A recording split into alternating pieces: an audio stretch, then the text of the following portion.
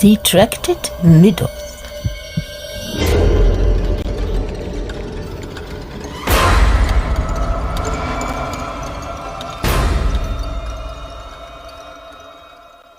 Towards the end of an autumn afternoon, an elderly man with a thin face and grey Piccadilly weepers pushed open the swing door leading into the vestibule of a certain famous library, and, addressing himself to an attendant, stated that he believed he was entitled to use the library, and inquired if he might take a book out. Yes, if he were on the list of those to whom that privilege was given. He produced his card, Mr John Eldred, and, the register being consulted, a favourable answer was given. "Now, another point," said he. "It is a long time since I was here, and I do not know my way about your building. Besides, it is near closing time, and it is bad for me to hurry up and downstairs. I have here the title of the book I want. Is there anyone at liberty who could go and find it for me?" After a moment's thought, the doorkeeper beckoned to a young man who was passing. "Mr Garrett," he said, "have you a minute to assist this gentleman?" "With pleasure," was Mr Garrett's answer. The slip with the title was handed to him. "I think I can put my hand on this. It happens to be in the class I inspected last quarter, but I'll just look it up in the catalogue to make sure. I suppose it is that particular edition that you require, sir?" "Yes, if you please, that and no other," said Mr Eldred. "I am exceedingly obliged to you." "Don't mention it, I beg, sir," said Mr Garrett, and hurried off. "I thought so," he said to himself, when his finger, travelling down the pages of the catalogue, stopped at a particular entry. "Talmud, Tractate Middoth, with the commentary of Nachmanides, Amsterdam, 1707, 11-3-34. Hebrew class, of course. Not a very difficult job, this." Mr Eldred, accommodated with a chair in the vestibule, awaited anxiously the return of his messenger, and his disappointment at seeing an empty-handed Mr Garrett running down the staircase was very evident. "I'm sorry to disappoint you, sir," said the young man, "but the book is out." "Oh dear," said Mr Eldred. "Is that so? You are sure there can be no mistake?" "I don't think there is much chance of it, sir, but it's possible, if you'd like to wait a minute, that you might meet the very gentleman that's got it. He must be leaving the library soon, and I think I saw him take that particular book out of the shelf." "Indeed? You didn't recognize him, I suppose? Would it be one of the professors or one of the students?" "I don't think so. Certainly not a professor. I should have known him. But the light isn't very good in that part of the library at this time of day, and I didn't see his face. I should have said he was a shortish old gentleman, perhaps a clergyman, in a cloak. If you could wait, I can easily find out whether he wants the book very particularly." No, said Mr Eldred. "I won't. I can't wait now, thank you. No, I must be off. But I'll call again tomorrow, if I may, and perhaps you could find out who has it." "Certainly, sir, and I'll have the book ready for you if we—" But Mr Eldred was already off, and hurrying more than one would have thought wholesome for him. Garrett had a few moments to spare, and, thought he, "I'll go back to that case and see if I can find the old man. Most likely he could put off using the book for a few days. I dare say the other one doesn't want to keep it for long." So off with him to the Hebrew class. But when he got there it was unoccupied, and the volume marked 11-3-34 was in its place on the shelf. It was vexatious to Garrett's self-respect to have disappointed an inquirer with so little reason, and he would have liked, had it not been against library rules, to take the book down to the vestibule then and there, so that it might be ready for Mr Eldred when he called. However, next morning he would be on the lookout for him, and he begged the doorkeeper to send and let him know when the moment came. As a matter of fact, he was himself in the vestibule when Mr Eldred arrived, very soon after the library opened, and when hardly anyone besides the staff were in the building. "I'm very sorry," he said. "It's not often that I make such a stupid mistake, but I did feel sure that the old gentleman I saw took out that very book and kept it in his hand without opening it, just as people do, you know, sir, when they mean to take a book out of the library and not merely refer to it. But, however, I'll run up now at once and get it for you this time." And here intervened a pause. Mr Eldred paced the entry, read all the notices, consulted his watch, sat and gazed up the staircase, did all that a very impatient man could, until some 20 minutes had run out. At last he addressed himself to the doorkeeper, and inquired if it was a very long way to that part of the library to which Mr Garrett had gone. "Well, I was thinking it was funny, sir. He's a quick man as a rule, but to be sure, he might have been sent for by the librarian. But even so, I think he'd have mentioned to him that you was waiting. I'll just speak to him up on the tube and see." And to the tube he addressed himself. As he absorbed the reply to his question, his face changed, and he made 1 or 2 supplementary inquiries, which were shortly answered. Then he came forward to his counter and spoke in a lower tone. "I'm sorry to hear, sir, that something seems to have happened a little awkward. Mr Garrett has been took poorly, it appears, and the librarian sent him home in a cab the other way. Something of an attack, by what I can hear." "What, really? Do you mean that someone has injured him?" "No, sir, not violence here, but, as I should judge, attacked it with an attack, what you might term it, of illness. Not a strong constitution, Mr Garrett, but as to your book, sir, perhaps you might be able to find it for yourself. It's too bad you should be disappointed this way twice over." Well, but I'm so sorry that Mr Garrett should have been taken ill in this way while he was obliging me. I think I must leave the book and call and inquire after him. You can give me his address, I suppose?" That was easily done. Mr Garrett, it appeared, lodged in rooms not far from the station. "And one other question. Did you happen to notice if an old gentleman, perhaps a clergyman, in a black cloak left the library after I did yesterday? I think he may have been, I think that he may be staying, or rather that I may have known him." "Not in a black cloak, sir, no. There were only 2 gentlemen left later than what you'd done, sir, both of them youngish men. There was Mr Carter, took out a music book, and one of the professors with a couple of novels. That's the lot, sir, and then I went off to me tea, and glad to get it. Thank you, sir. Much obliged." Mr Eldred, still a prey to anxiety, betook himself in a cab to Mr Garrett's address, but the young man was not yet in a condition to receive visitors. He was better, but his landlady considered that he must have had a severe shock. She thought it most likely, from what the doctor said, that he would be able to see Mr Eldred tomorrow. Mr Eldred returned to his hotel at dusk and spent, I fear, but a dull evening. On the next day he was able to see Mr Garrett. When in health, Mr Garrett was a cheerful and pleasant-looking young man. Now he was a very white and shaky being, propped up in an armchair by the fire, and inclined to shiver and keep an eye on the door. If, however, there were visitors whom he was not prepared to welcome, Mr Eldred was not among them. "It really is I who owe you an apology, and I was despairing of being able to pay it, for I didn't know your address. But I am very glad you have called. I do dislike and regret giving all this trouble, but you know I could not have foreseen this attack which I had." "Of course not. But now I am something of a doctor. You'll excuse my asking. You have had, I am sure, good advice. Was it a fall you had?"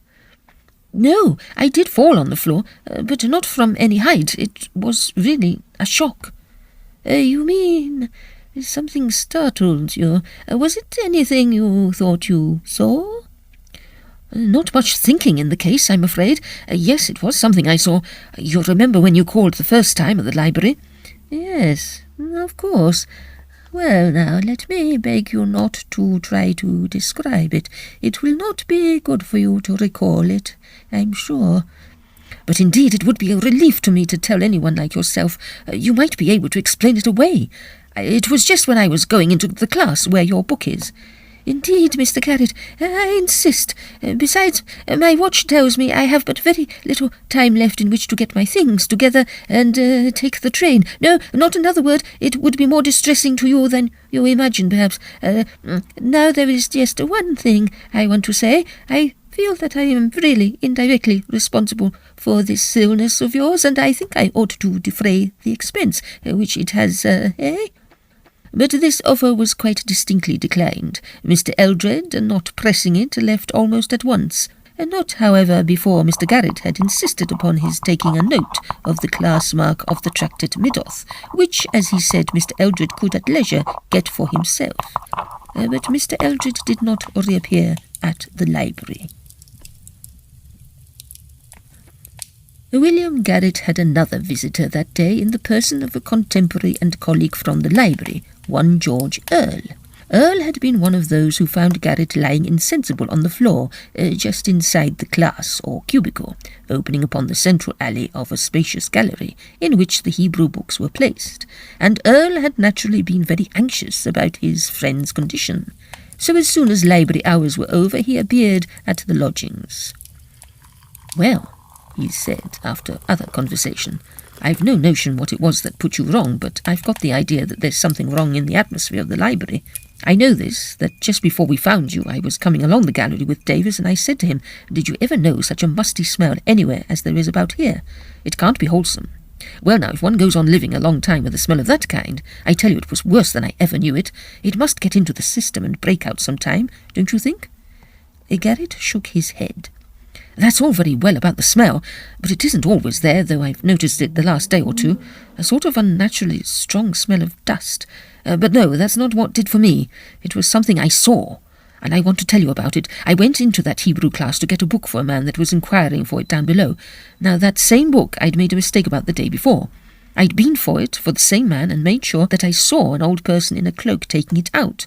I told my man it was out. Off he went to call again next day. I went back to see if I could get it out of the parson, and no parson there, and the book on the shelf. Well, yesterday, as I say, I went again. This time, if you please, 10 o'clock in the morning, remember, and as much light as ever you get in those classes, and there was my parson again, back to me, looking at the books on the shelf I wanted. His hat was on the table, and he had a bald head. I waited a second or two, looking at him rather particularly. I tell you, he had a very nasty bald head. It looked to me dry, and it looked dusty, and the streaks of hair across it were much less like hair than cobwebs. Well, I made a bit of a noise on purpose, coughed and moved my feet.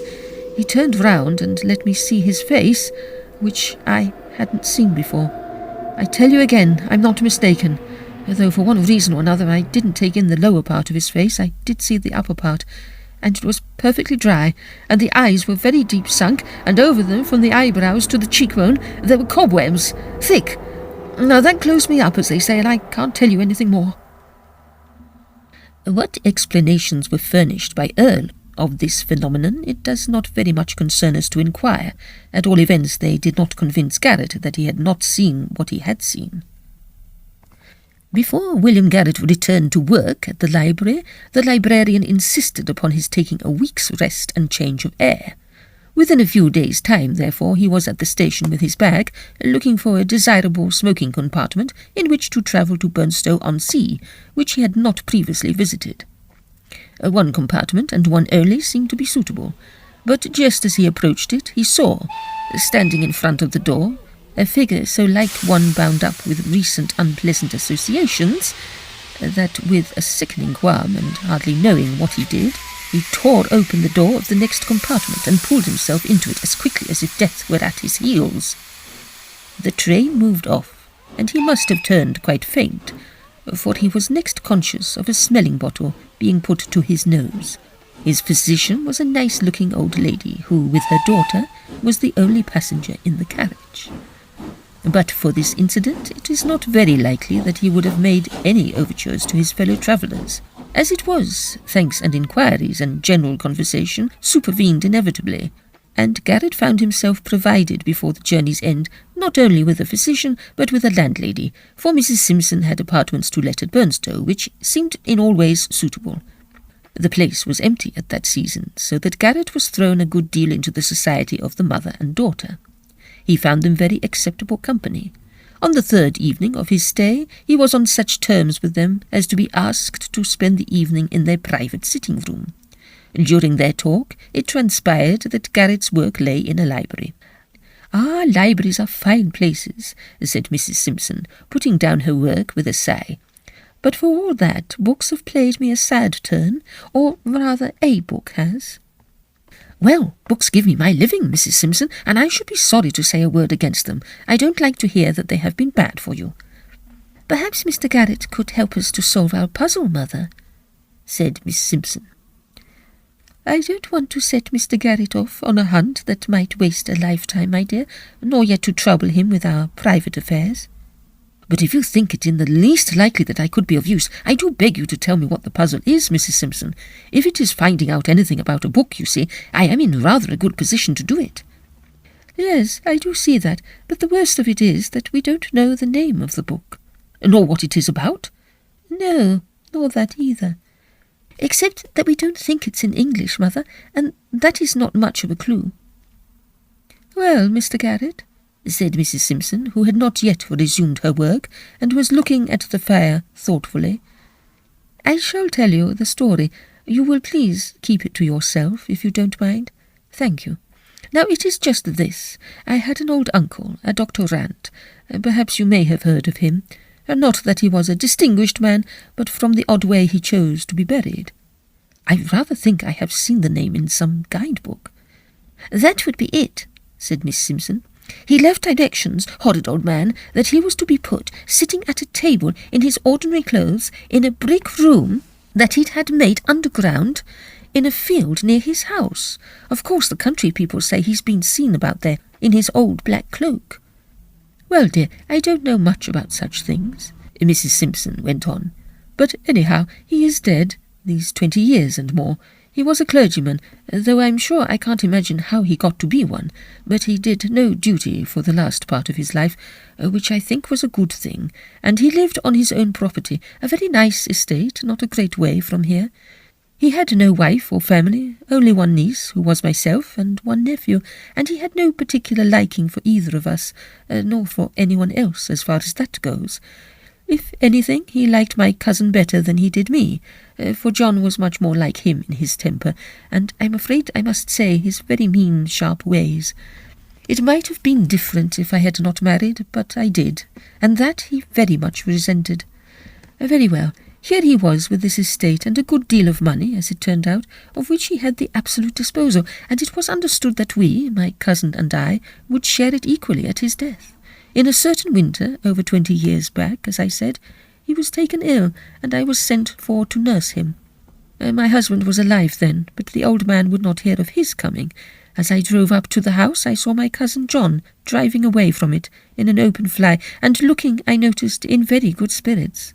I went up and did what I could for my uncle, but I was very soon sure that this would be his last illness, and he was convinced of it too. During the day before he died, he got me to sit by him all the time, and I could see there was something, and probably something unpleasant, that he was saving up to tell me, and putting it off as long as he felt he could afford the strength. I'm afraid purposely in order to keep me on the stretch. But at last out it came. "Mary," he said, "Mary, I've made my will in John's favour. He has everything, Mary." Well, of course that came as a bitter shock to me, for we, my husband and I, were not rich people, and if he could have managed to live a little easier than he was obliged to do, I felt it might be the prolonging of his life. But I said little or nothing to my uncle, except that he had a right to do what he pleased, partly because I couldn't think of anything to say, and partly because I was sure there was more to come, and so there was. "But, Mary," he said, "I'm not very fond of John, and I've made another will in your favour. You can have everything. Only you've got to find the will, you see, and I don't mean to tell you where it is." Then he chuckled to himself, and I waited, for again I was sure he hadn't finished.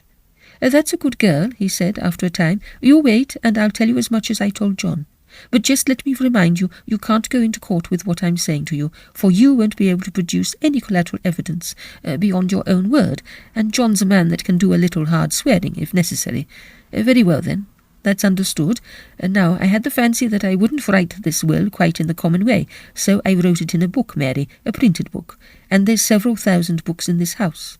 But there, you needn't trouble yourself with them, for it isn't one of them. It's in safe keeping elsewhere, in a place where John can go and find it any day, if he only knew, and you can't. A good will it is, properly signed and witnessed, but I don't think you'll find the witnesses in a hurry. Still I said nothing. If I had moved at all, I must have taken hold of the old wretch and shaken him. He lay there laughing to himself, and at last he said, Well, you've taken it very quietly, and as I want to start you both on equal terms, and John has a bit of a purchase in being able to go where the book is, I'll tell you just 2 other things which I didn't tell him. The will is in English, but you won't know that if ever you see it.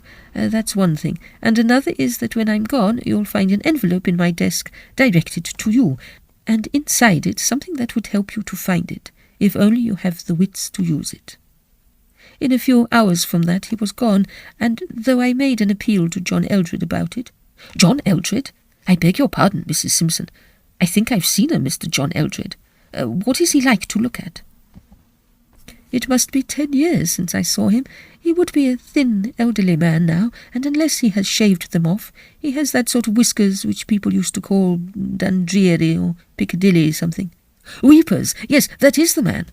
Where did you come across him, Mr. Garrett? I don't know if I could tell you, said Garrett mendaciously. In some public place, but you hadn't finished. Really, I had nothing much to add, only that John Eldred, of course, paid no attention whatever to my letters, and has enjoyed the estate ever since, while my daughter and I have had to take to the lodging-house business here, which I must say has not turned out by any means so unpleasant as I feared it might. But about the envelope. To be sure, why, the puzzle turns on that. Give Mr. Garrett the paper out of my desk. It was a small slip, with nothing whatever on it but 5 numerals, and not divided or punctuated in any way. 11334. Mr. Garrett pondered, but there was a light in his eye. Suddenly he made a face, and then asked, Do you suppose that Mr. Eldred can have any more clue than you have to the title of the book? I have sometimes thought he must, said Mrs. Simpson, and in this way, that my uncle must have made the will not very long before he died. That, I think, he said himself, and got rid of the book immediately afterwards. But all his books were very carefully catalogued, and John has the catalogue, and John was most particular that no books whatever should be sold out of the house. And I'm told that he is always journeying about to booksellers and libraries, so I fancy that he must have found out just which books are missing from my uncle's library, of those which are entered in the catalogue, and must be hunting for them. Just so, said Mr. Garrett, and relapsed into thought.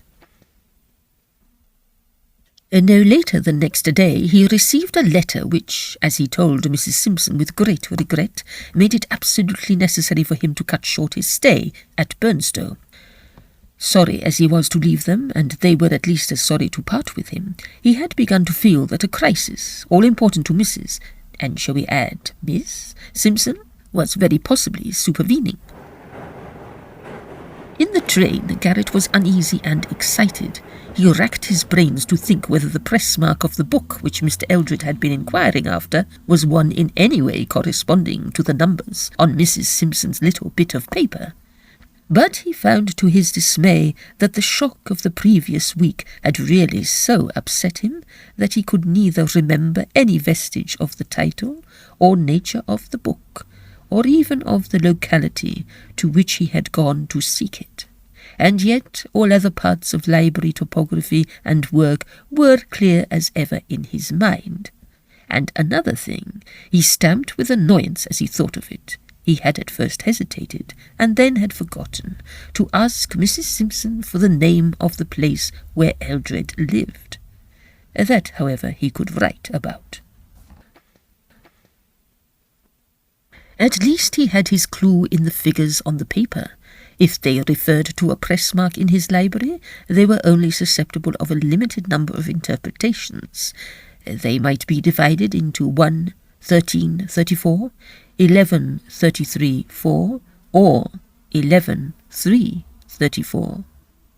He could try all these in the space of a few minutes, and if any one were missing, he had every means of tracing it.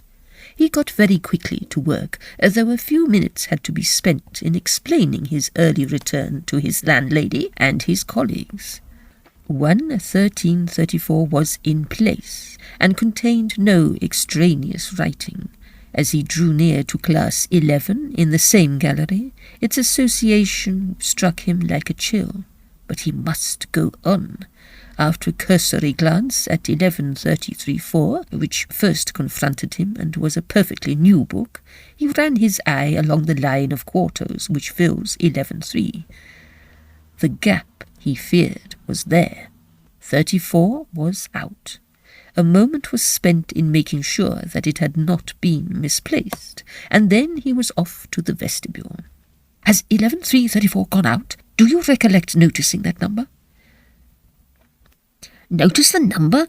What do you take me for, Mr Garrett? There, take a look over the tickets for yourself if you've got a free day before you." "Well then, has a Mr Eldred called again? The old gentleman who came the day I was taken ill. Come, you'd remember him." "What do you suppose? Of course I recollect of him. No, he haven't been in again, not since you went off for your holiday. And yet I seem to... There now, Roberts will know. Roberts, do you recollect of the name of Eldred?"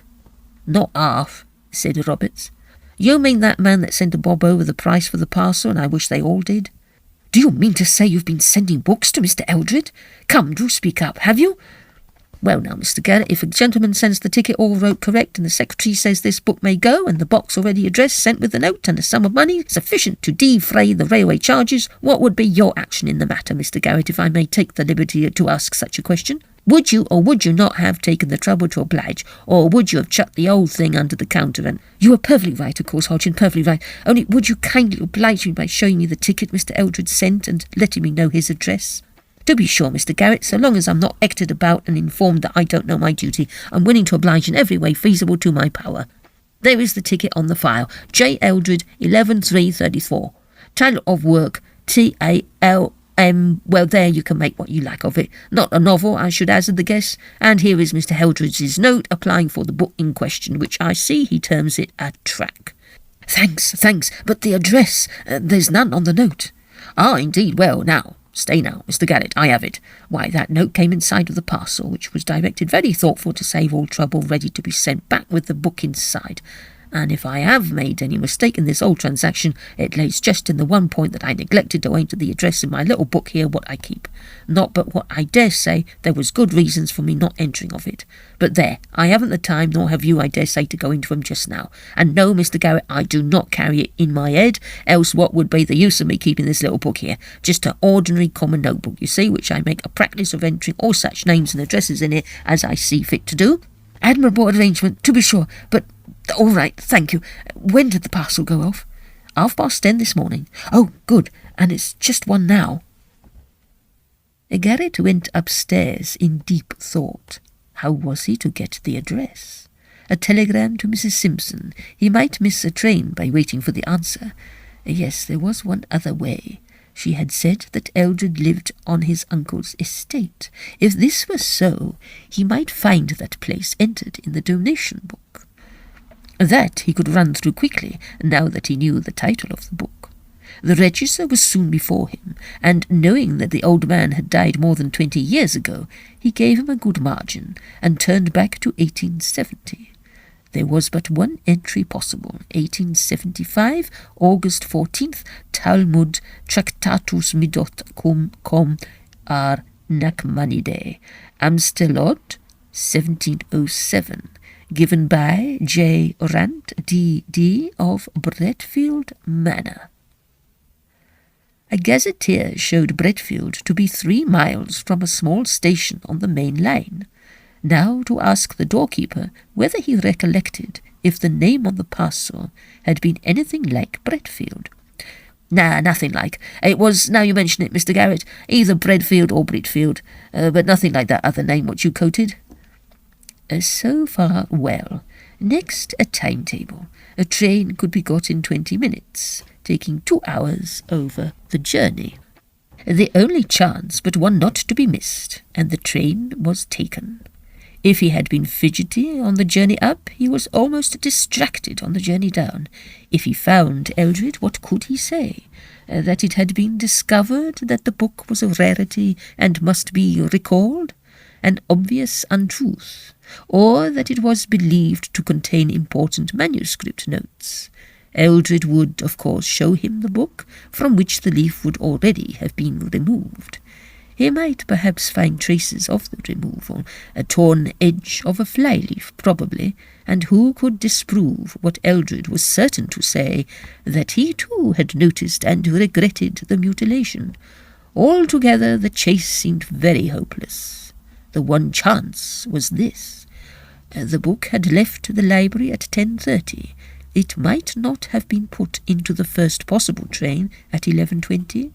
Granted that, then he might be lucky enough to arrive simultaneously with it, and patch up some story which would induce Eldred to give it up.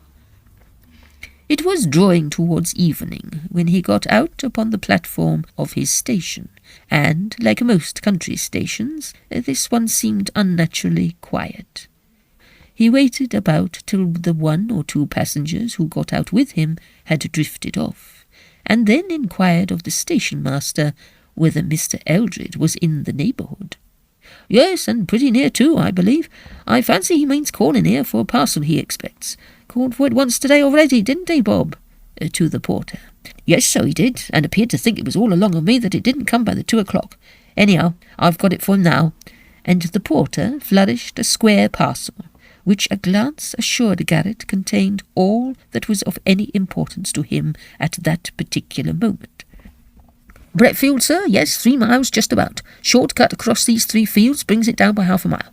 There's Mr Eldred's trap." A dog-cart drove up with 2 men in it, of whom Garrett, gazing back as he crossed the little station-yard, easily recognized one. The fact that Eldred was driving was slightly in his favour, for most likely he would not open the parcel in the presence of his servant. On the other hand, he would get home quickly, and unless Garrett were there within a few minutes of his arrival, all would be over. He must hurry, and that he did. His short-cut took him along one side of a triangle, while the cart had 2 sides to traverse, and it was delayed a little at the station, so that Garrett was in the 3rd of the 3 fields when he heard the wheels fairly near. He had made the best progress possible, but the pace at which the cart was coming made him despair. At this rate it must reach home 10 minutes before him, and 10 minutes would more than suffice for the fulfilment of Mr Eldred's project.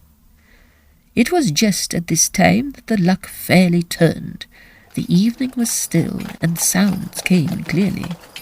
Seldom has any sound given greater relief than that which he now heard, that of the cart pulling up. A few words were exchanged, and it drove on.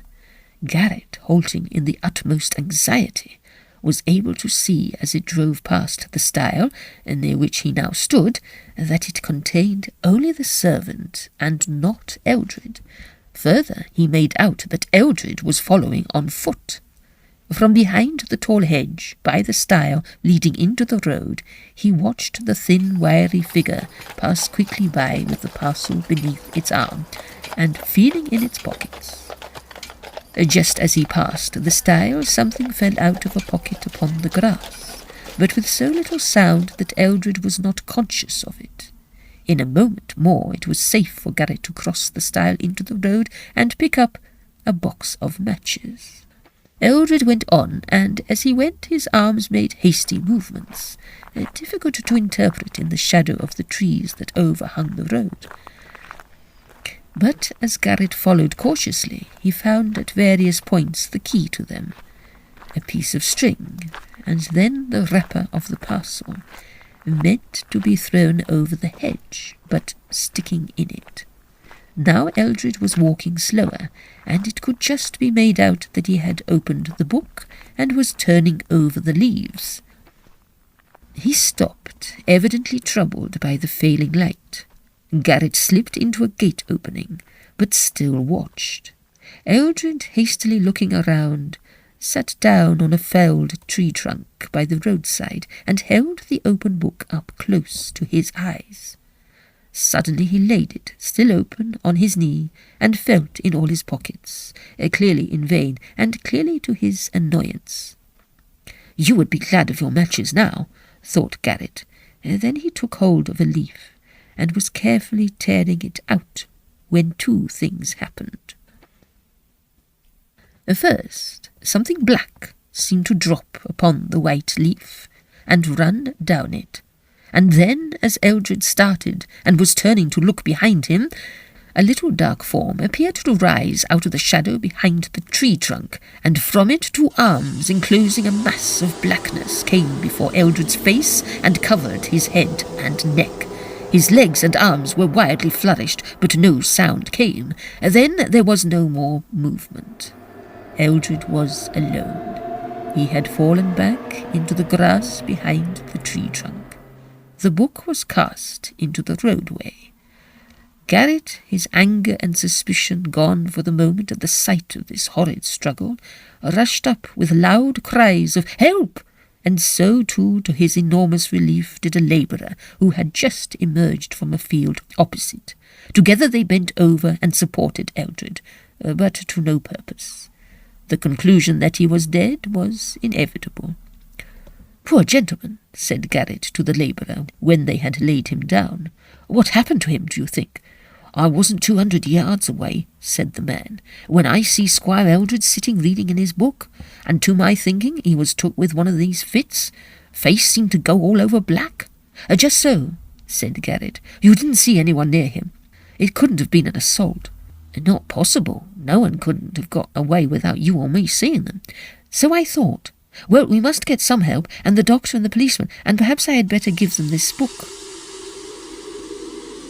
It was obviously a case for an inquest, and obviously also that Garrett must stay at Bretfield and give his evidence.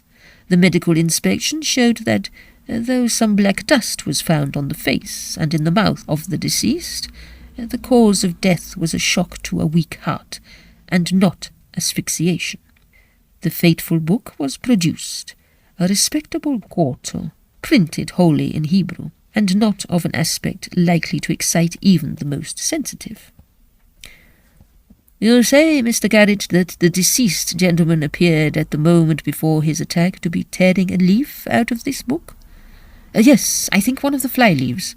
There is here a fly-leaf partially torn through. It has Hebrew writing on it. Will you kindly inspect it?" "There are 3 names in English, sir, also, and a date, but I am sorry to say I cannot read Hebrew writing." "Thank you. The names have the appearance of being signatures. They are John Rant, Walter Gibson, and James Frost, and the date is 20th July, 1875. Does anyone here know any of these names?" The rector, who was present, volunteered a statement that the uncle of the deceased, from whom he had inherited, had been named Rant. The book being handed to him, he shook a puzzled head. "This is not like any Hebrew I ever learnt." "You are sure that it is Hebrew?" "What? Yes, I suppose. No, my dear sir, you are perfectly right. That is, your suggestion is exactly to the point. Of course, it is not Hebrew at all. It is English, and it is a will." It did not take many minutes to show that here was indeed a will of Dr. John Rant, bequeathing the whole of the property lately held by John Eldred to Mrs. Mary Simpson. Clearly, the discovery of such a document would amply justify Mr. Eldred's agitation. As to the partial tearing of the leaf, the coroner pointed out that no useful purpose could be attained by speculations whose correctness it would never be possible to establish. The Tractate Middoth was naturally taken in charge by the coroner for further investigation, and Mr Garrett explained privately to him the history of it, and the position of events so far as he knew or guessed them. He returned to his work next day, and on his walk to the station passed the scene of Mr Eldred's catastrophe. He could hardly leave it without another look, though the recollection of what he had seen there made him shiver, even on that bright morning. He walked round with some misgivings behind the felled tree.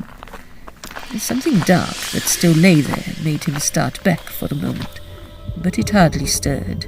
Looking closer, he saw that it was a thick black mass of cobwebs, and, as he stirred it gingerly with his stick, several large spiders ran out of it into the grass.